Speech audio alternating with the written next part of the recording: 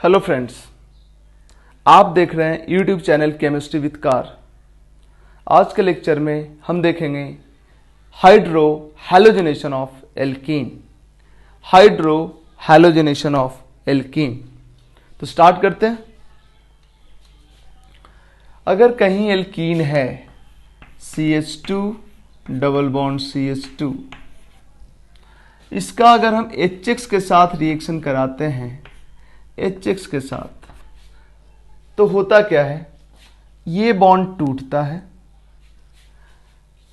HX का HX bond भी टूटता है, ये H इधर और ये X इधर जुड़ जाता है। ओवरऑल यही होता है। ठीक है, इसी को बोलते हैं hydro halogenation of alkene. Hydro halogenation of alkene. ठीक है, ये होता है इलेक्ट्रोफिलिक एडिशन।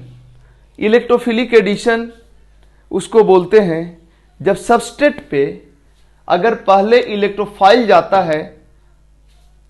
इनफैक्ट देखो, इसमें जुड़ा क्या है, इस एल्कीन में क्या जुड़ा है, H भी जुड़ा है और X भी जुड़ा है। आगे जब मैकेनिज्म देखेंगे तो मैकेनिज्म में हम ये देखेंगे कि इस पे पहले H+ जाएगा, उसके बाद X- जाएगा। मतलब RDS में सबस्ट्रेट पे इलेक्ट्रोफाइल जाएगा, H+ जाएगा। इसलिए इस रिएक्शन को इलेक्ट्रोफिलिक एडिशन बोलते हैं, क्योंकि हो तो रहा है ओवरऑल एडिशन, और चूंकि RDS में इलेक्ट्रोफाइल सबस्ट्रेट के साथ रिएक्ट कर रहा है, इसलिए इलेक्ट्रोफिलिक एडिशन। अगर RDS में न्यूक्लियोफाइल अटैक कर रहा होता तो उसको बोलते हैं न्यूक्लियोफिलिक एडिशन। ठीक है, जैसे बेंजीन में बोलते थे इलेक्ट्रोफिलिक सब्स्टिट्यूशन, तो वहां तो भाई इलेक्ट्रोफाइल ही आता था, इलेक्ट्रोफाइल निकलता था, तो कोई दिक्कत ही नहीं है। न्यूक्लियोफिलिक सब्स्टिट्यूशन में भी न्यूक्लियोफाइल आएगा, न्यूक्लियोफाइल निकलेगा, कोई दिक्कत नहीं। बट एडिशन में इलेक्ट्रोफिलिक एडिशन तब बोलते हैं हम जब RDS में इलेक्ट्रोफाइल का अटैक होता है, और अगर RDS में न्यूक्लियोफाइल का अटैक हुआ तो उसको बोलते हैं न्यूक्लियोफिलिक एडिशन। जैसे एल्डिहाइड कीटोन है और इसका ग्रिग्नार्ड रिएजेंट के साथ रिएक्शन करा रहे हो, तो ये यहां पे आके जुड़ता ही है। इस एडिशन को न्यूक्लियोफिलिक एडिशन बोलते हैं, क्योंकि न्यूक्लियोफाइल अटैक कर रहा है, और यही स्टेप RDS होता है। डिटेल पढ़ेंगे 12th में। ठीक है, तो ये जो रिएक्शन है इलेक्ट्रोफिलिक एडिशन है। अभी हम दिखाएंगे RDS में इलेक्ट्रोफाइल सबस्ट्रेट पे आएगा, कार्बोकेटायन बनता है इसमें। कार्बोकेटायन बनने का मतलब क्या हो गया, रीअरेंजमेंट होगा। नहीं, रेजियोकेमिस्ट्री क्या होगा, दो केस होगा।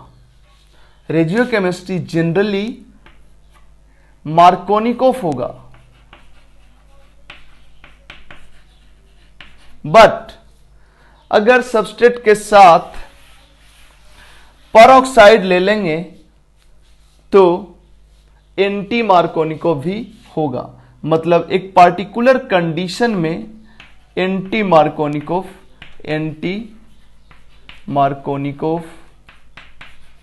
भी होगा। कब, HBr अगर रहे और साथ में परऑक्साइड रहे तो एंटी मार्कोनिको प्रोडक्ट बनेगा। अदरवाइज हर केस में मार्कोनिको बनेगा। परऑक्साइड रहे न रहे, HBr नहीं है तो मार्कोनिको बनेगा, और HBr है परऑक्साइड नहीं है तो मार्कोनिको बनेगा। HBr है और परऑक्साइड है तो एंटी मार्कोनिको बनेगा। सब पे डिटेल हम बात करेंगे, हम इस समरी बता रहे हैं अभी। स्टीरियोकेमिस्ट्री, इसमें सिन भी हो सकता है और एंटी भी हो सकता है। मतलब H और X का एडिशन दोनों एक साइड से भी हो सकता है और अपोजिट साइड से भी हो सकता है। रिएक्टिविटी की बात करें तो HI का रिएक्टिविटी सबसे ज्यादा, then HBr, then HCl, then HF। और एल्कीन की बात करें तो मोर सब्स्टिट्यूटेड एल्कीन ज्यादा रिएक्टिव, लेस सब्स्टिट्यूटेड एल्कीन कम रिएक्टिव, और ये अनसैचुरेटेड एल्कीन सबसे कम रिएक्टिव। क्यों ये सब कुछ होगा ये देखेंगे आज के लेक्चर में। ठीक है, और इसी लेक्चर में देखेंगे पेरोक्साइड इफेक्ट भी, जिसको खरास इफेक्ट बोलते हैं साइंटिस्ट के नाम पे। ठीक है, तो एक एक करके देखते हैं। और थोड़ा सा पिछले लेक्चर का भी बच गया था, उसको भी इस लेक्चर के लास्ट में हम उसके बारे में भी थोड़ा बात कर लेंगे। तो हम इसको हटाते हैं और देखते हैं इसका डिटेल। हाँ, एक और चीज, यहां जो कार्बोकेटायन लिखा है और ये अरेंजमेंट लिखा है, कार्बोकेटायन बनता है किस केस में? ये जो पूरा कार्बोकेटायन ये अरेंजमेंट लिखा है, ये कब? जब मार्कोनिको प्रोडक्ट, इस पे भी स्टार लगा लो, मतलब ये कंडीशनल है, हमेशा कार्बोकेटायन नहीं बनता है। मतलब जब पेरोक्साइड रहता है तो कार्बोकेटायन नहीं बनता है, पेरोक्साइड का इफेक्ट होगा तो कार्बोकेटायन नहीं बनेगा, मतलब ये कंडीशनल है। ठीक है, तो इसके बारे में भी आज के लेक्चर में डिटेल डिस्कशन हो जाएगा। जब कार्बोकेटायन नहीं बनेगा, जिस रिएक्शन में फ्री रेडिकल बनेगा उसमें रीअरेंजमेंट नहीं होगा, कार्बोकेटायन बनेगा तो रीअरेंजमेंट होगा। ठीक है, चलो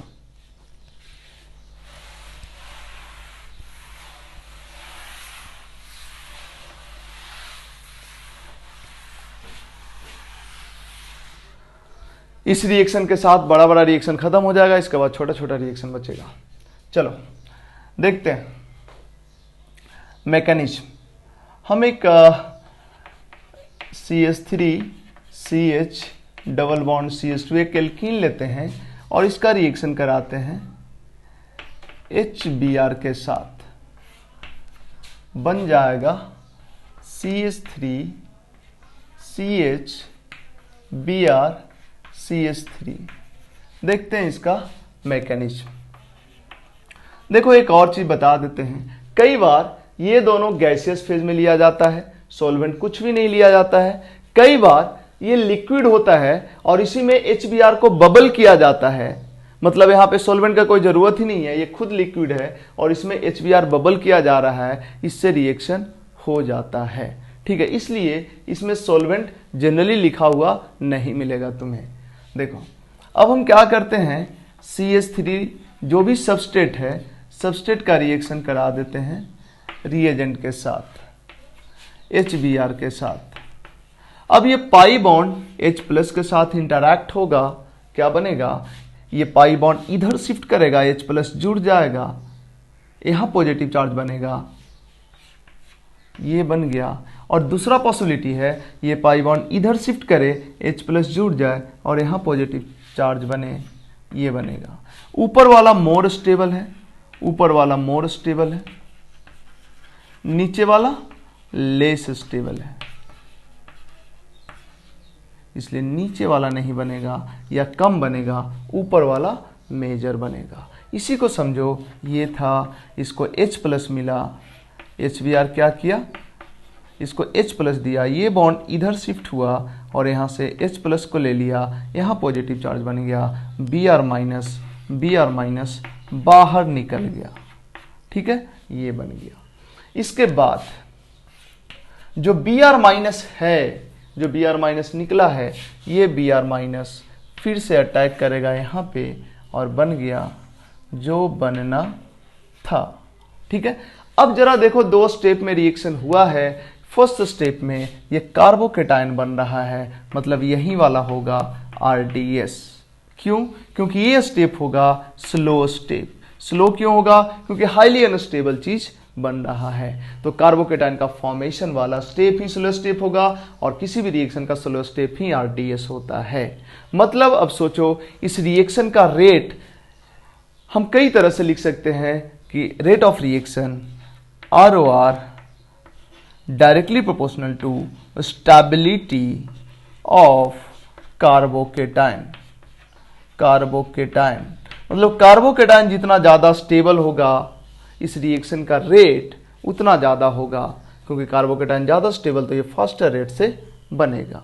ठीक है, अब इसका मतलब है कि ये वाला एल्कीन रहे, ये वाला एल्कीन रहे एंड ये एल्कीन रहे, इसमें किसका कार्बोकेटायन ज्यादा स्टेबल? इसका जो कार्बोकेटायन बनेगा 3 डिग्री बनेगा, इसका 2 डिग्री और इसका 1 डिग्री बनेगा, इसलिए इसका कार्बोकेटायन ज्यादा स्टेबल, इसलिए इसका रेट ऑफ रिएक्शन ज्यादा। अब आरडीएस में देखो HBr भी मतलब HX भी इन्वॉल्व है। अब ये दोनों फास्टर रेट से अगर अटैक किया, ये दोनों फास्टर रेट से रिएक्ट किया तो इस रिएक्शन का रेट ज्यादा, ये बेस की तरह बिहेव कर रहा है, ये एसिड की तरह बिहेव कर रहा है क्योंकि H+ दे रहा है और ये लोन पेयर से H+ को ले रहा है। ये बेस की तरह बिहेव कर रहा है और ये एसिड की तरह बिहेव कर रहा है। ये ज्यादा अगर एसिडिक हुआ तो ये इसके साथ रिएक्ट करने का रेट ज्यादा होगा क्योंकि ये एसिड बेस रिएक्शन टाइप है। तो ये अगर ज्यादा एसिडिक हुआ तो इसके साथ रिएक्शन इसका फास्टर रेट से होगा। इसका मतलब अगर हम लिख लें HI, अगर HBr, अगर HCl और अगर HF, तो इसमें सबसे ज्यादा रेट HI का होगा क्योंकि HI सबसे ज्यादा एसिडिक होता है। HF का रेट तो बहुत कम होता है, नहीं यील्ड बहुत कम मिलता है HF के साथ। ठीक है, तो जनरली HI, HBr, HCl का ही रिएक्शन कराया जाता है। ठीक है, इसके बाद देखते हैं कुछ क्वेश्चंस देखते हैं और उसके बाद देखते हैं पर ऑक्साइड इफेक्ट। बट कुछ क्वेश्चन देखने के पहले इसको जरा समझते हैं। अब एक चीज बताओ, ये कार्बोकेटायन बना है, इसका मतलब ध्यान दो, ये रिएक्शन अगर हुआ मतलब कार्बोकेटायन बना है, कार्बोकेटायन बना है, इसका मतलब क्या होगा? रीअरेंजमेंट होगा। रीअरेंजमेंट अगर पॉसिबिलिटी होगी तो रीअरेंजमेंट होगा, मतलब रीअरेंजमेंट होने के बाद स्टेबिलिटी बढ़ती है तो रीअरेंजमेंट होगा। इसी तरह से ये प्लेनर है, प्लेनर के बाद Br- अटैक कर रहा है तो Br- ऊपर से भी अटैक कर सकता है और नीचे से भी अटैक कर सकता है। इसका मतलब, या फिर रुक जाओ, पहले रेजियोकेमिस्ट्री पे बढ़ते हैं। रेजियोकेमिस्ट्री, रेजियोकेमिस्ट्री देखो, जहां पे H आया, H यहां आया, Br यहां आया, ओवरऑल देखो ना, यहां पे H आया है, यहां पे H आया है, Br यहां आया है। जहां पे हाइड्रोजन पहले से ज्यादा था, यहां पे हाइड्रोजन 2 था, यहां पे हाइड्रोजन 1 है। जहां पे हाइड्रोजन पहले से ज्यादा था वहीं पे हाइड्रोजन आया है। इसका मतलब रेजियोकेमिस्ट्री कैसा हो गया? बोलो, मार्कोनिकोव। मार्कोनिकोव। ठीक है, इसी तरह से अगर हम बात करें स्टेरियोकेमिस्ट्री का,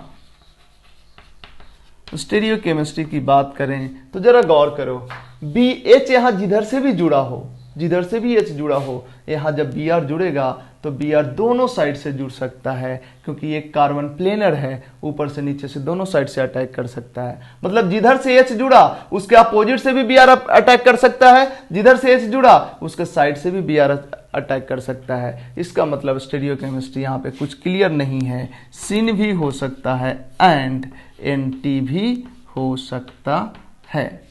ठीक है, तो ये है, इस पे कुछ क्वेश्चंस करते हैं और उसके बाद बढ़ते हैं आगे। इसको फटाफट कॉपी करो।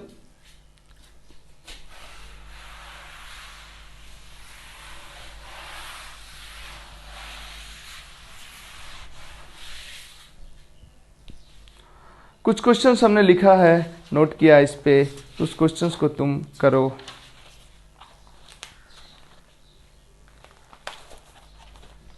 देखो,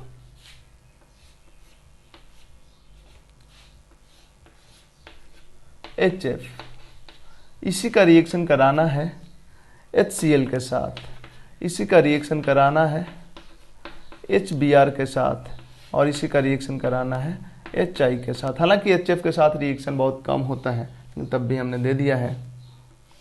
अगर इसका रिएक्शन कराओ HF और साथ में रख लो परऑक्साइड, परऑक्साइड हम बताएंगे इसका मतलब, तुम HBr साथ में रख लो परऑक्साइड, परऑक्साइड, HCl साथ में रख लो परऑक्साइड एंड HI, HI साथ में रख लो peroxide.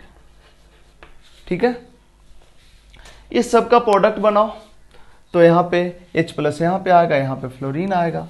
Simply Markovnikov product, Markovnikov product, Markovnikov product, Markovnikov product. ठीक है, जब परऑक्साइड रहेगा तो भी मार्कोनिको प्रोडक्ट, बट HBr के साथ जब परऑक्साइड रहेगा तो बनेगा एंटी मार्कोनिको प्रोडक्ट। बाकी किसी के साथ भी परऑक्साइड रहे मार्कोनिको ही बनेगा। ठीक है, इस पे नजर रखना, यहां क्या बना है, एंटी मार्कोनिको। इसी को बोलते हैं परऑक्साइड इफेक्ट। ठीक है, बट ऐसा क्यों होता है, ध्यान देना, याद रखने वाली बात है। परऑक्साइड इफेक्ट किसके साथ होता है, HBr रहता है और परऑक्साइड रहता है, तो मार्कोनिकोव ना बन के एंटी मार्कोनिकोव एडिशन होता है, इसी को बोलते हैं परऑक्साइड इफेक्ट। बट ऐसा क्यों होता है, बाकी सबके साथ ऐसा क्यों नहीं होता है, ये सब कुछ जानेंगे आज ही के लेक्चर में। ठीक है, तो हम इसको हटाते हैं और अब हम देखते हैं परऑक्साइड इफेक्ट, क्योंकि ये सब का मैकेनिज्म तो तुम जानते हो, बट इसमें ऐसा क्या हो गया कि मार्कोनिकोव ना बन के एंटी मार्कोनिकोव बना, तो इसको हम देखते हैं। हटा रहे हैं सब।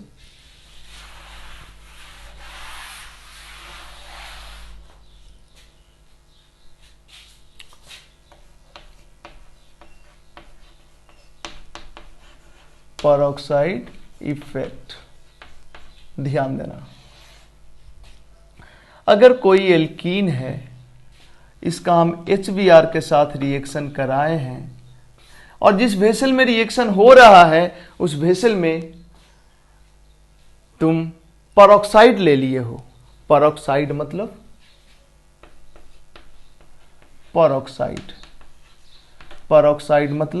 परऑक्साइड मतलब ROOR। देखो RR के OO के बीच में सिंगल बॉन्ड है, अगर OO के बीच में सिंगल बॉन्ड हो किसी कंपाउंड में तो उसको बोलते हैं परऑक्सी लिंकेज। अब ये हो गया परऑक्साइड।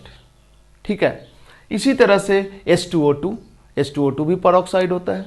इसी तरह से ये ले सकते हो, या क्वेश्चन में ये लिखा रहेगा या ऐसा लिखा रहेगा RC⋯OOC⋯OR, ये भी देखो परऑक्साइड है।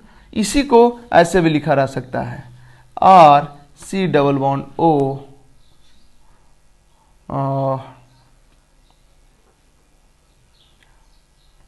O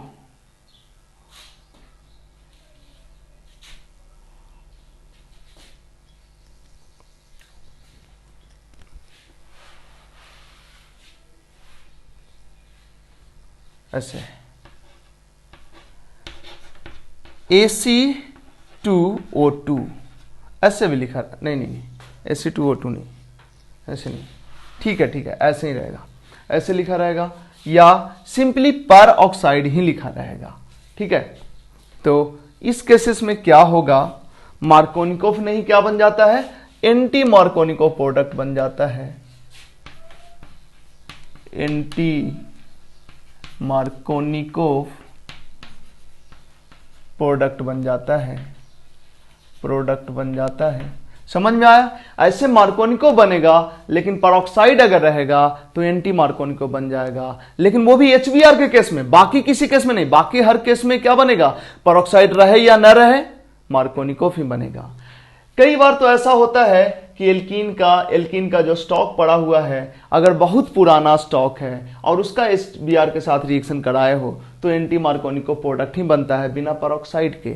वजह यह होता है कि एल्कीन में बहुत पुराना स्टॉक होने के वजह से, बहुत पहले से रखा होने के वजह से थोड़ा बहुत ऑक्सीजन उसमें चला जाता है और ऑक्सीजन परऑक्साइड फॉर्म कर लेता है।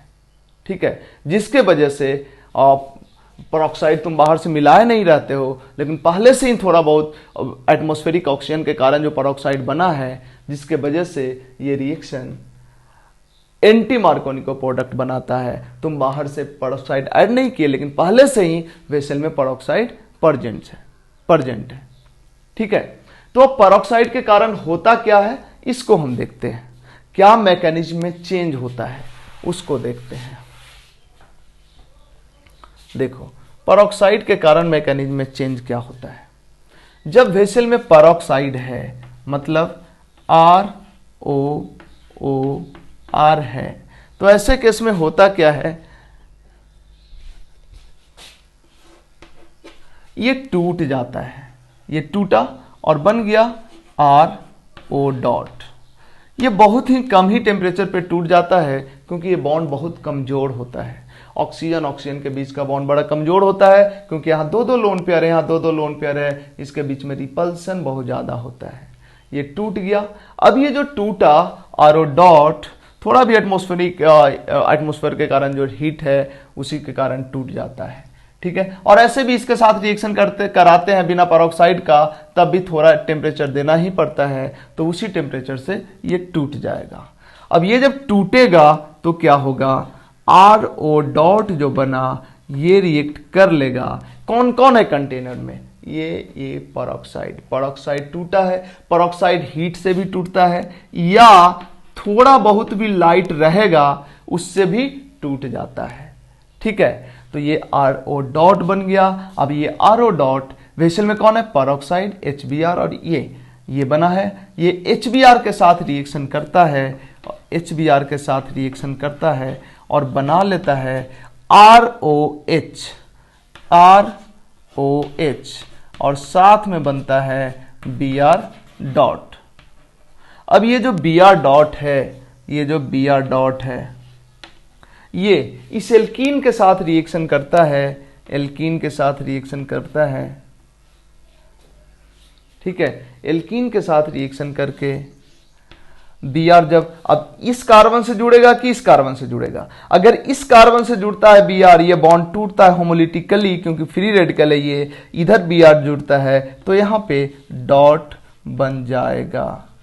एक ये बनने का पॉसिबिलिटी है और एक है कि Br डॉट यहां पे जुड़े और यहां पे फ्री रेडिकल बने, मतलब ये बनेगा या यहां पे फ्री रेडिकल बन जाएगा।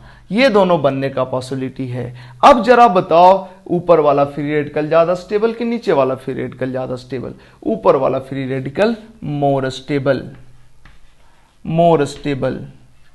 और नीचे वाला फ्री रेडिकल लेस स्टेबल, क्योंकि हम जानते हैं कि 2 डिग्री फ्री रेडिकल 1 डिग्री से ज्यादा स्टेबल होता है। चूंकि ये फ्री रेडिकल ज्यादा स्टेबल है इसलिए ये नहीं बनेगा या ये कम बनेगा, या तो ये नहीं बनेगा या तो ये कम बनेगा, ठीक है। अब बताओ जब ये बना, अब देखो यहीं पे सारा कहानी क्लियर हो गया।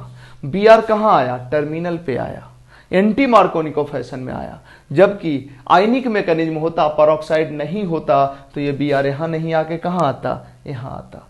क्योंकि आयनिक, देखो इसको बोलते हैं फ्री रेडिकल मैकेनिज्म, और जो पहले मैकेनिज्म लिख रहे थे पेरोक्साइड के एब्सेंस में वो था आयनिक मैकेनिज्म, उसमें एनायन कैटायन बन रहा था, उसमें Br माइनस बाद में आता था। यहाँ पे पॉजिटिव चार्ज रहता था और Br माइनस बाद में आता था, वहां पे पहले H प्लस जुड़ता था। बट यहाँ पे उल्टा हो रहा है, पहले Br जुड़ रहा है और फ्री रेडिकल यहां पे बन रहा है, बीच में बन रहा है। जबकि उस केस में यहां H जुड़ता था और यहां पे पॉजिटिव चार्ज बनता था जिसपे Br माइनस आता था, है ना। अब जरा देखो यहां पे टर्मिनल पे Br आ गया, तो अब ये जो बना है ये फिर रिएक्शन करेगा, ये जो बना है ये फिर रिएक्शन करेगा। ये जो Br है डॉट ये रिएक्शन करेगा HBr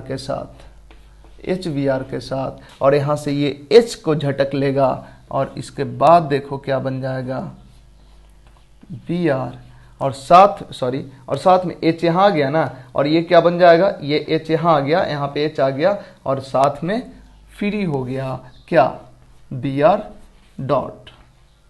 अब जरा देखो ये जो 2 स्टेप है, यही 2 स्टेप है जो पूरा रिएक्शन कराता है।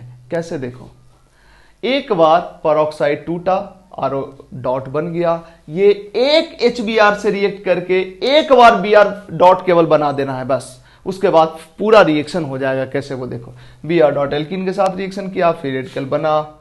अब ये जो फ्री रेडिकल है फिर आगे HBr के साथ रिएक्ट करके फिर से नया Br डॉट जनरेट कर दिया। मतलब इस दोनों स्टेप में एक Br डॉट यूज हुआ है और फिर से Br डॉट जनरेट हो गया। ये जो जनरेटेड Br डॉट है ये फिर से किसी एल्कीन के साथ रिएक्शन करेगा, फिर ये बनेगा, फिर ये किसी HBr के साथ रिएक्शन करेगा, क्योंकि वेसल में एल्कीन और HBr ही तो है, HBr के साथ रिएक्शन कर दिया, फिर Br डॉट जनरेट हो गया, ये Br डॉट फिर से किसी एल्कीन के साथ रिएक्शन करेगा और इसी तरह पूरा चेन रिएक्शन होते होते सारा का सारा एल्कीन और HBr खत्म हो जाएगा। ठीक है, अब जरा गौर करना एक बहुत ही इंपॉर्टेंट पॉइंट, इसको हम लिखते हैं 1 और इसको लिखते हैं 2। ब्रोमीन के केस में ये दोनों स्टेप एक्सोथर्मिक होता है, मतलब ब्रोमीन के केस में 1 और 2 क्या होता है, एक्सो होता है, जबकि क्लोरीन के केस में दोनों एक्सो नहीं होता है और ना ही आयोडीन के केस में दोनों एक्सो होता है। क्लोरीन के केस में सेकंड वाला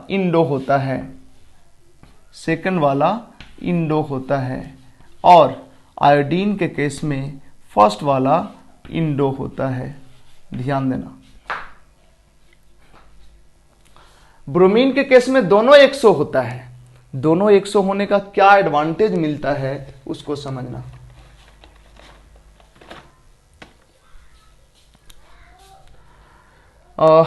इस रिएक्शन में इंट्रोपी चेंज क्या है, इंट्रोपी बढ़ रहा है या इंट्रोपी घट रहा है, या रुक जाओ, फिर उतना ज्यादा करने का जरूरत नहीं है, बहुत ज्यादा हो जाएगा, इसलिए थोड़ा सा हम कम करते हैं। ध्यान देना, इंट्रोपी वगैरह को नहीं लाते हैं, कंफ्यूज करने का जरूरत नहीं है। देखो थोड़ा कम में इसको हम समझाने की कोशिश करते हैं। ये जो दोनों स्टेप है ना, ये दोनों स्टेप एक्सोथर्मिक होता है ब्रोमीन के केस में, ब्रोमीन मतलब HBr के केस में, और क्लोरीन मतलब HCl के केस में, और HI के केस में। HCl के केस में सेकंड वाला ये वाला स्टेप इंडोथर्मिक होता है, और HI के केस में ये वाला स्टेप इंडोथर्मिक होता है। यही वजह है कि HI और HCl के केस में पेरोक्साइड के पर्जेंस के वजह से, पेरोक्साइड होने के बावजूद भी एक के केस में ये वाला स्टेप इंडो और एक के केस में ये वाला स्टेप इंडो, तो इंडोथर्मिक होने के वजह से ये रिएक्शन अच्छा खासा स्पीड से नहीं हो पाता है इस दोनों के केस में। जब इस केस में दोनों एक्सोथर्मिक होता है, इस वजह से रिएक्शन ठीक ठाक स्पीड से हो जाता है। अब सवाल ये है कि सर जब आयनिक मैकेनिज्म जब हम आयनिक मैकेनिज्म लिखे थे, पेरोक्साइड के प्रेजेंस में ऑफ कोर्स सर ये वाला स्टेप वो सब होगा, ये वाला मैकेनिज्म होगा, तो क्या पेरोक्साइड के प्रेजेंस में आयनिक मैकेनिज्म रुक जाएगा? नहीं, जब पेरोक्साइड रहेगा तो उस समय ये मैकेनिज्म भी हो रहा होगा और आयनिक मैकेनिज्म भी हो रहा होगा, लेकिन free radical mechanism generally faster होता है, इस वजह से फ्री रेडिकल मैकेनिज्म से प्रोडक्ट ज्यादा बनेगा और आयनिक मैकेनिज्म से प्रोडक्ट कम बनेगा। तो मेजर प्रोडक्ट कौन हो गया?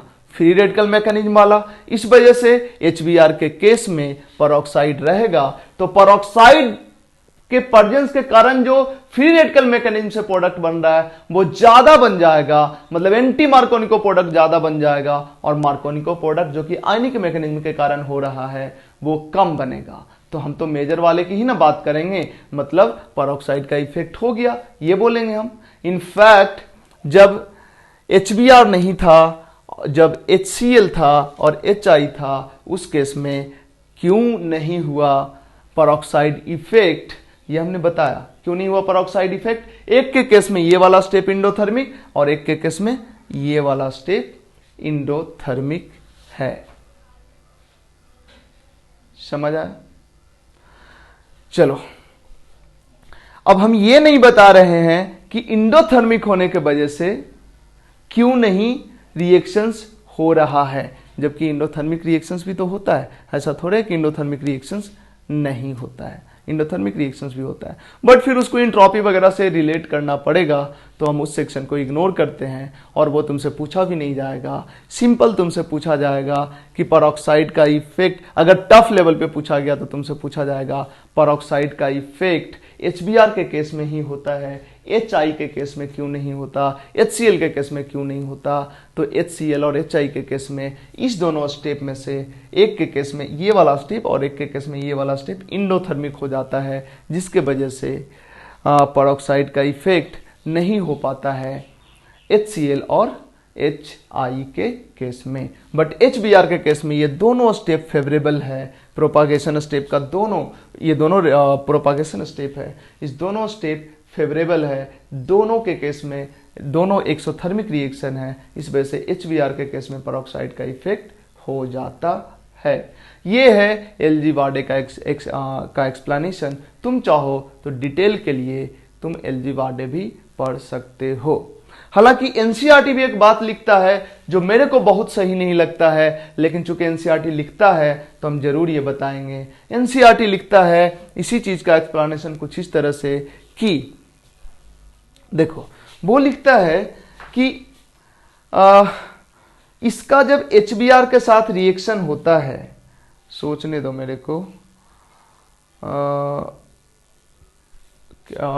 वो लिखता है कि HCl बॉन्ड स्ट्रॉन्गर होता है, HBr बॉन्ड कमजोर होता है एंड HI बॉन्ड और भी ज्यादा कमजोर होता है। तो ये वाला जो स्टेप है, जो HBr से H+ ले लेता है, जबकि अगर यहाँ पे HCl होता तो HCl से ये H+ नहीं ले पाता है। ठीक है, जबकि HCl का बॉन्ड स्ट्रॉन्ग होने की वजह से इससे H+ ये नहीं ले पाता है। ठीक है, हमने बोला भी था कि HCl के केस में सेकंड स्टेप इंडोथर्मिक होता है, HCl के केस में सेकंड स्टेप इंडोथर्मिक होता है। और एनसीईआरटी लिखता है कि अब तुम बोलोगे सर HCl के केस में HCl अगर यहां पे है तो इससे ये H+ नहीं ले पाता है क्योंकि ये बॉन्ड स्ट्रॉन्गर होता है, बट HI के केस में तो ये यहां से H+ ले सकता है HI के केस में। लेकिन HI के केस में हमने बताया कि ये फर्स्ट स्टेप इंडोथर्मिक होता है। एनसीईआरटी जबकि बोलता है कि HI के केस में यहां जो I डॉट बनता है, ये HI के दूसरे मॉलिक्यूल के साथ जो I डॉट बना है फर्स्ट स्टेप में, ये HI का चूंकि HI का बॉन्ड कमजोर होता है, HI का बॉन्ड कमजोर होता है, इसलिए ये क्या करता है, इसी से HI का बॉन्ड कमजोर होता है, इसके वजह से क्या करता है, ये I डॉट इसके साथ ना रिएक्ट करके इस कमजोर बॉन्ड को तोड़ देता है और ये I2 बन जाता है। ये लिखता है एनसीईआरटी का लाइन सुनो। एनसीईआरटी क्या कहता है कि HCl का बॉन्ड स्ट्रॉन्ग होने के वजह से ये HCl के H को नहीं ले पाता है, और HI के साथ क्यों नहीं होता है, HI के साथ क्यों नहीं एंटी मार्कोनिको प्रोडक्ट बनता है, क्योंकि HI के केस में जो I डॉट बनता है वो I डॉट इसके साथ ना रिएक्ट करके दूसरे HI के साथ रिएक्ट करके I2 बना लेता है। ये एनसीईआरटी का लाइन है, एनसीईआरटी में तुम पढ़ सकते हो। चूंकि आज के टाइम में एनसीईआरटी पे इतना फोकस हम इसलिए करते हैं क्योंकि मेन में एज इट इज कॉपी करता है एनसीईआरटी से, नीट में भी, इसलिए हम एनसीईआरटी में कोई भी लाइन रहता है जिसके बारे में बात करते हैं। हालांकि एनसीईआरटी का एक्सप्लेनेशन मेरे को बिल्कुल ही बहुत पसंद नहीं है, मेरे को वार्डे का एक्सप्लेनेशन पसंद है जो ज़्यादा सही लगता है। बट ज़्यादातर टेक्स्ट बुक में, स्टैंडर्ड टेक्स्ट में इसका एक्सप्लेनेशन नहीं भी दिया है। हमने कई बुक्स पढ़ा जिसमें इसका एक्सप्लेनेशन दिया ही नहीं है, बट कुछ में दिया है जिसमें वार्डे भी है। ठीक है, तो ये था। बट तुम्हें ओवरऑल क्या कंक्लूजन, ओवरऑल क्या समझना चाहिए वो अब हम बताते हैं। HFHCl HBr HI के साथ रिएक्शन कराए, परऑक्साइड नहीं दिया हो, मार्कोनिको प्रोडक्ट बनाओ। और अगर परऑक्साइड भी दिया हो साथ में, HBr है तो एंटी मार्कोनिकोव, और HBr नहीं है कोई और है और परऑक्साइड दिया है तो मार्कोनिको प्रोडक्ट ही बनाओ। ठीक है, बस इतनी ही कहानी है। HBr के साथ क्यों परऑक्साइड इफेक्ट होता है, क्योंकि HBr का जो दो प्रोपागेशन स्टेप है ये दोनों का दोनों एक्सोथर्मिक है, जबकि HI और HCl के साथ एक इंडोथर्मिक हो जाता है। इसी वजह से रिएक्शन फ्री रेडिकल मैकेनिज्म से नहीं हो पाता है। ठीक है, अब क्या देखें इसमें, आई थिंक हो गया। हाँ, अब बात करें कि रीअरेंजमेंट होगा कि नहीं होगा। जब आयनिक मैकेनिज्म से होगा तो रीअरेंजमेंट होगा, क्योंकि कार्बोकेटायन में रीअरेंजमेंट होता है। जब फ्री रेडिकल मैकेनिज्म से होगा तो रीअरेंजमेंट नहीं होगा, क्योंकि फ्री रेडिकल में रीअरेंजमेंट नहीं होता है। ठीक है, अब बढ़ते हैं क्वेश्चंस वाले सेक्शंस के तरफ। देखते हैं कई सारा क्वेश्चंस, कम ही क्वेश्चंस इसमें बनता है क्योंकि टॉपिक ही कौन सा बहुत बड़ा है।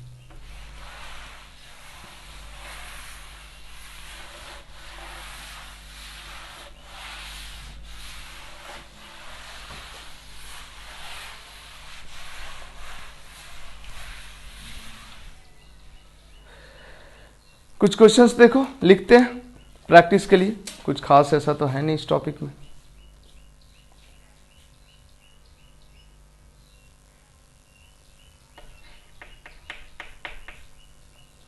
CH2 double bond CH2 HCl के साथ रिएक्शन करा दो इसका।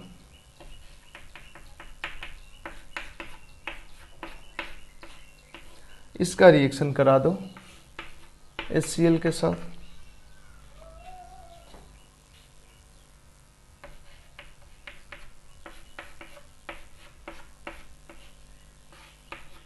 HBr के साथ रिएक्शन कराओ।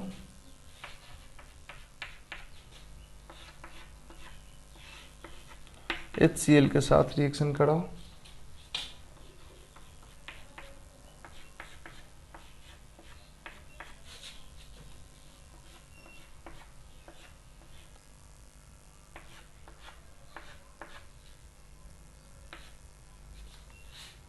इसको 2 मोल HCl दे दो, इसका 1 मोल है,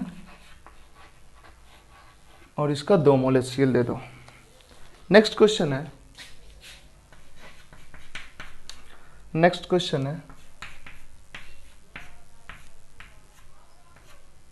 यहां पे इसका HBr के साथ रिएक्शन करा दो।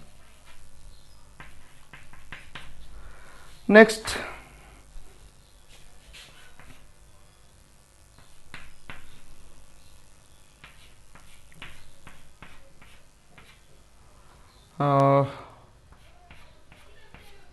इसका रिएक्शन करा दो HBr के साथ। इसका 1 मोल है और इसका भी 1 मोल है। इसके बाद कुछ क्वेश्चंस और है। नेक्स्ट क्वेश्चन है,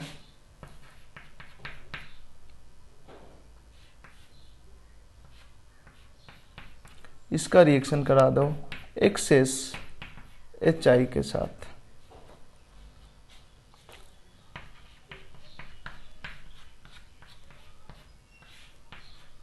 HBr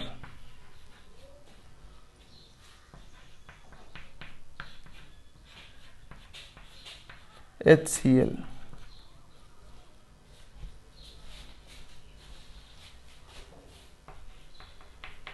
नेक्स्ट क्वेश्चन है,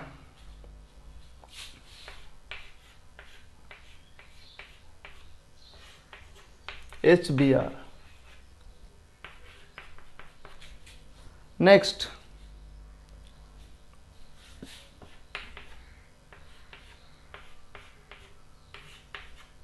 HBr। Next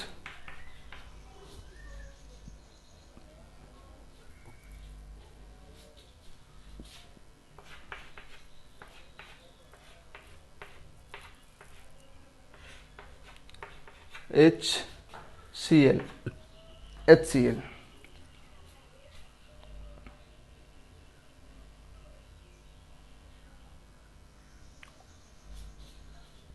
and last question है, ये कंपाउंड है और इससे बनाना है, ये बनाना है, क्या रिएजेंट यूज करें। ये है आज का लेक्चर। इसको फटाफट कर लेते हैं। तुम कॉपी करो, इसको पॉज करके कॉपी करो, सोल्व करने का कोशिश करो, हम इसका सॉल्यूशन देते हैं। यहां तो सिंपल है, H प्लस आया, कार्बोकेटाइन बना, Cl जुड़ गया। यहाँ पे H प्लस आया, कार्बोकेटाइन बना, H प्लस यहाँ पे आया, कार्बोकेटाइन यहाँ बना, Cl जुड़ गया, बस।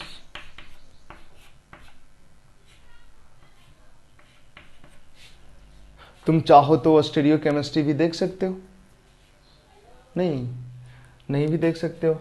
कैसे देखोगे? H प्लस यहाँ पे दो, फिर यहाँ पे Cl ऊपर से और नीचे से, यहाँ भी H ऊपर से नीचे से दोनों तरफ से आ सकता था, है ना।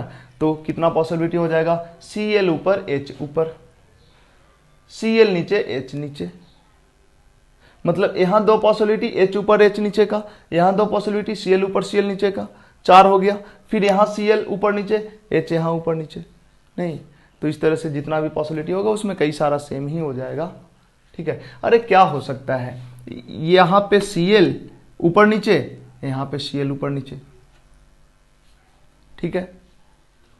या बना के देख लो ना, पता चल जाएगा। इसमें क्या बात करना, इसका कॉन्फ़िगरेशन दोनों कायरल बन जाएगा ना, ये भी कायरल बन जाएगा, ये भी कायरल बन जाएगा। एक बार जहाँ पे Cl रहेगा वो RH होगा, एक बार जहाँ पे H होगा वो RH होगा। बना के देख लो, ढेर सारा बन जाएगा, बट उसमें से ज़्यादातर सेम ही रहेगा। 2 chiral carbon unsymmetrical, 4 stereo isomers इसमें बनेगा इनफैक्ट। इसकी बात करें तो यहाँ पे H आ जाएगा, यहाँ पे पॉजिटिव चार्ज, यहाँ पे Br आ जाएगा। इसकी बात करें तो यहाँ पे H आ जाएगा, यहाँ पे Cl आ जाएगा, मार्कोनिको प्रोडक्ट। इसकी बात करें तो यहाँ पे H आ जाएगा, सॉरी यहाँ पे H आ जाएगा, यहाँ पे Cl आ जाएगा, यहाँ पे H आ जाएगा, यहाँ पे Cl आ जाएगा, और क्या।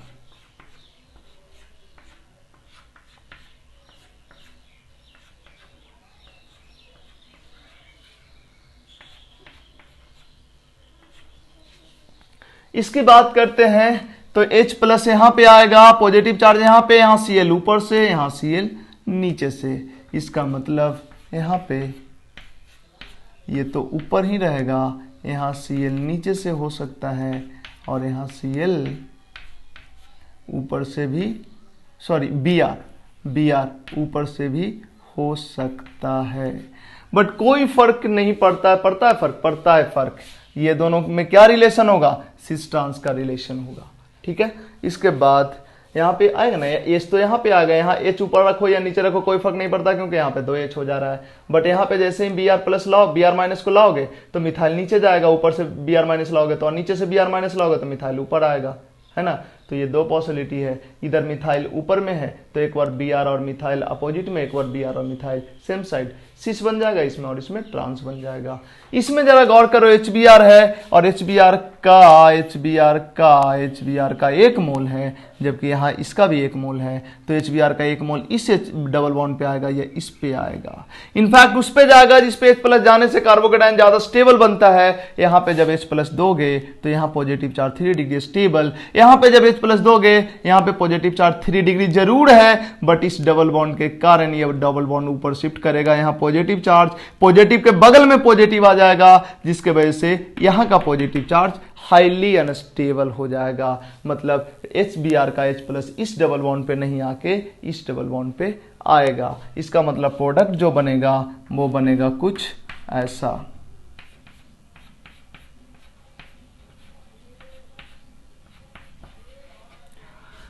HI, इसको HI देंगे एक्सेस। इधर हम साफ करते हैं बोर्ड, क्योंकि जगह नहीं है हमारे पास।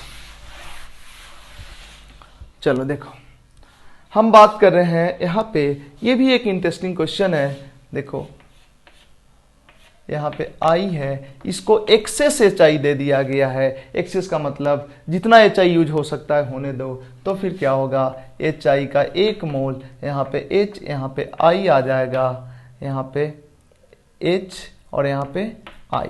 अब देखो एडजेसेंट पोजीशन पे I कभी स्टेबल नहीं होता है, इसलिए I2 बन के निकल जाएगा, I2 बन के निकल जाएगा और बन जाएगा, ठीक है। इसका मैकेनिज्म नहीं मिलता कहीं कि कैसे निकलता है, बट I2 बन के निकल गया, फिर से ये बन गया।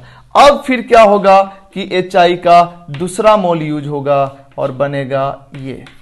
मतलब क्वेश्चन ये पूछ सकता है कि इसका जब HI का एक्सेस मोल देंगे तो HI का एक्सेस मोल में से कितना मोल यूज होगा। तो एक मोल, तुमको तो लगेगा कि एक ही मोल यूज होगा, नहीं, एक मोल यूज होके ये बनेगा, फिर I2 निकल जाएगा और फिर जो ये बनेगा फिर एक मोल HI का यूज करेगा, मतलब इससे ये बनने में HI का 2 मोल यूज हुआ है। ये क्वेश्चंस पूछा जाता है जनरली टेस्ट वेस्ट में। इसके बाद बढ़ते हैं आगे यहाँ पे इस क्वेश्चन के तरफ, तो देखो क्या है वो, इसको जैसे ही HBr का H प्लस मिलेगा बनेगा कार्बोकेटायन, ये यहाँ पे H प्लस, यहाँ पे प्लस चार्ज कार्बोकेटायन। चूंकि कार्बोकेटायन है और रीअरेंजमेंट का पॉसिबिलिटी है तो रीअरेंजमेंट होके ज्यादा स्टेबल कार्बोकेटायन बनेगा और उसके बाद Br माइनस अटैक करेगा। ठीक है, यहाँ पे देखें, यहाँ पे H, यहाँ पे पॉजिटिव चार्ज, देन यहाँ से हाइड्राइड शिफ्ट, यहाँ पॉजिटिव चार्ज और यहाँ पे Cl जुड़ेगा, मतलब जो प्रोडक्ट बनेगा ये बनेगा। इसी तरह से यहाँ पे बात करें तो क्या होगा, बाकी सबको हम मिटाते हैं, मेरे को थोड़ा जगह मिलेगा।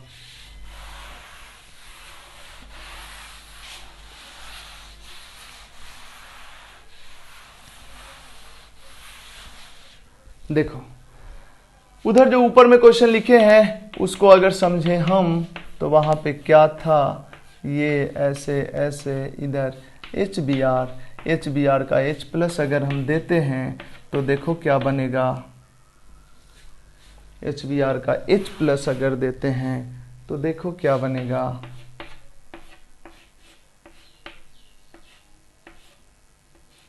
ये बनेगा। देन रिंग एक्सपैंड करेंगे, ठीक है, रिंग एक्सपैंड करेंगे क्योंकि 5 मेंबर रिंग ज़्यादा स्टेबल होता है। देखो क्या बन जाएगा,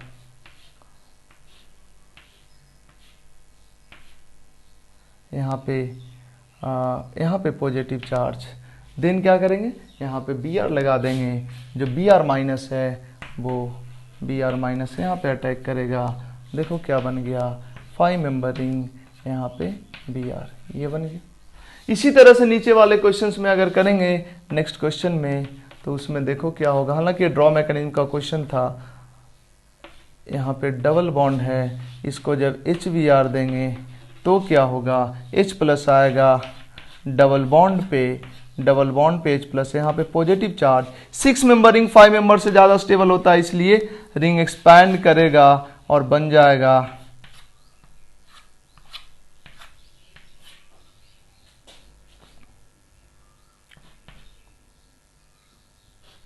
ये बन जाएगा। इसी को तुम चाहो तो 6 मेंबर रिंग ऐसे बना सकते हो, यहाँ पे मिथाइल और यहाँ पे प्लस चार्ज, इसके बाद यहाँ से हाइड्राइड शिफ्ट, यहाँ पे हुआ रिंग एक्सपेंशन, इसके बाद क्या होगा हाइड्राइड शिफ्ट, यहाँ से H को यहाँ शिफ्ट कर दो, H माइनस बना के हाइड्राइड शिफ्ट, क्योंकि अभी 2 डिग्री है, देन 3 डिग्री बन जाएगा, तो इस तरह से बन जाएगा ये। अब इसको दे दो, जो भी एनायन था Br माइनस था, Br माइनस इसको दे दो, Br माइनस बन गया प्रोडक्ट। इसी तरह से इसमें बात करेंगे H प्लस, पहले यहाँ पे आएगा positive charge, then ring expand करेंगे और उसके बाद देखेंगे कि अगर 2 डिग्री बना है, नहीं 3 डिग्री ही बनेगा, कोई दिक्कत नहीं, पहले H प्लस इसको दो, देन रिंग एक्सपैंड करो, देन Cl को जोड़ दो। यहाँ पे क्या करेंगे, इससे ये बनाना है, ध्यान देना। ये तो अगर तुम बोलोगे सर HBr हम दे दें केवल, इसको दे देते हैं HBr, तो जानते हो क्या बनेगा, मार्कोनिकोव एडिशन होगा, ये बनेगा, बट ये एंटी मार्कोनिकोव कराए हुए हैं, इसका मतलब क्या देंगे हम, HBr के साथ साथ परऑक्साइड, और ऐसे केस में बन जाएगा जो भी बनाना है एंटी मार्कोनिकोव प्रोडक्ट।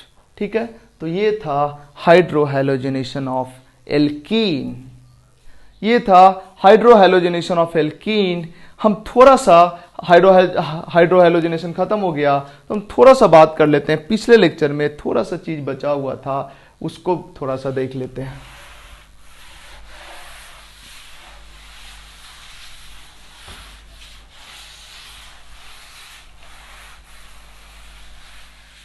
देखो, जब कभी भी ध्यान देना, जब कभी भी इपॉक्साइड बने,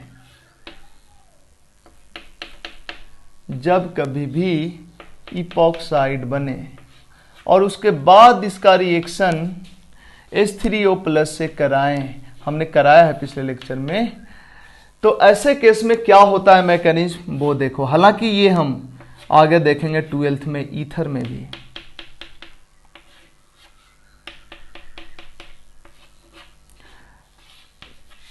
H+ यहां पे जाएगा, H3O+ का H+ यहां पे गया। देन वाटर का अटैक होता है। वाटर का अटैक कहां पे होगा? इस पे या इस पे, इसी दोनों पे कहीं पे होगा। अगर इधर R है, इधर R है, इधर H है, इधर H है, तो यहां पे पॉजिटिव चार्ज ज्यादा स्टेबल, ये खुलेगा तो यहां पे पॉजिटिव चार्ज ज्यादा स्टेबल। इनफैक्ट SN1 कम SN2 इसी मैकेनिज्म से होता है। अरे इस तरह का देखे थे ना, और OMDM में देखे थे, इनफैक्ट हैलोजिनेशन में देखे थे, इसी तरह का इंटरमीडिएट बनता था ना। तो उस केस में जो न्यूक्लियोफाइल था कहां अटैक करता था? अटैक वहां करता था जहां पॉजिटिव चार्ज ज्यादा स्टेबल, और अटैक करने से मोलिकुलर इन्वर्जन भी होता था। इसका मतलब क्या हुआ कि SN1 भी हुआ और SN2 भी हुआ। SN1 का आधा प्रॉपर्टी आया, SN2 का आधा प्रॉपर्टी आया। SN1 का क्या प्रॉपर्टी आया? जहां पे पॉजिटिव चार्ज ज्यादा स्टेबल वहीं पे न्यूक्लियोफाइल अटैक कर रहा है, तो SN1 का प्रॉपर्टी है। और SN2 का क्या यूज हुआ कि यहां पे अटैक किया तो इसका कॉन्फ़िगरेशन बदल रहा है। अगर इसको R' और इसको R कर दें तब, ठीक है, इसका कॉन्फ़िगरेशन कुछ होगा ना, वो कॉन्फ़िगरेशन बदल जाएगा यहां पे अटैक करने से। कॉन्फ़िगरेशन तो बदलता है SN2 में, SN1 में तो रेसिमाइजेशन होता है ना। तो यहां पे SN1 कम SN2 होगा। बट जो कुछ भी होगा, अटैक तो जिधर ये है उसके अपोजिट से ही होगा, ये इधर निकलेगा। जरा देखो क्या हुआ है, इधर OH हो गया, इधर OH हो गया, H R R', हाँ ठीक। देखो केवल हम इसलिए ये बता रहे हैं कि हम तुमको दिखाना चाह रहे हैं कि अगर इपॉक्साइड का रिंग ओपनिंग होता है तो जो दोनों OH होता है एक दूसरे के अपोजिट में होता है। ये अलग बात है कि इसके अबाउट घूमेगा तो फिर सेम साइड आ सकता है, लेकिन सेम साइड आना अलग चीज है। लेकिन ओवरऑल जो HOH का एडिशन हुआ है, ओवरऑल जो दो OH का एडिशन हुआ है दोनों अपोजिट साइड से हुआ है। नहीं समझ में आया क्योंकि हम आधा से समझाए हैं, तो हम इसको पूरा करते हैं। रुको भाई, देखो हम क्या लेते थे? एल्कीन लेते थे। बस तुरंत हो जाएगा, ज्यादा स्टूडियो में नहीं जाएंगे। एल्कीन ले लिए। इसको जब हम रिएक्शन कराते थे, जिस भी तरह से हम इपॉक्साइड बना लिए,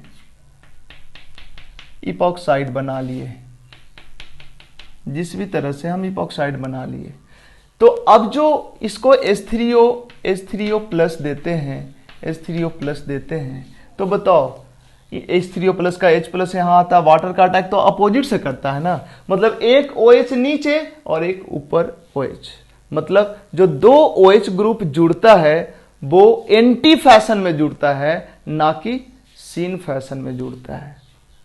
ठीक है, जबकि आगे पढ़ेंगे सिन डाइहाइड्रोक्सिलेशन भी।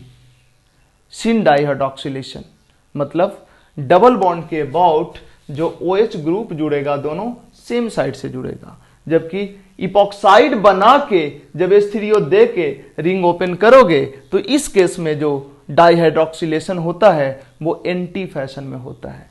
समझ में आया तो ठीक है, नहीं समझ में आया तो कोई बात नहीं, ये फिर से 12th में आएगा, और नहीं तो आगे के लेक्चर्स में कहीं पे जरूर इसको हम ले आएंगे और डिटेल में बताएंगे।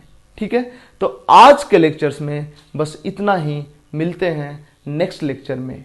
ठीक है, आगे का लेक्चर छोटा छोटा होगा। ठीक है, तो मिलते हैं नेक्स्ट लेक्चर में। फिलहाल के लिए इतना ही। Thank you.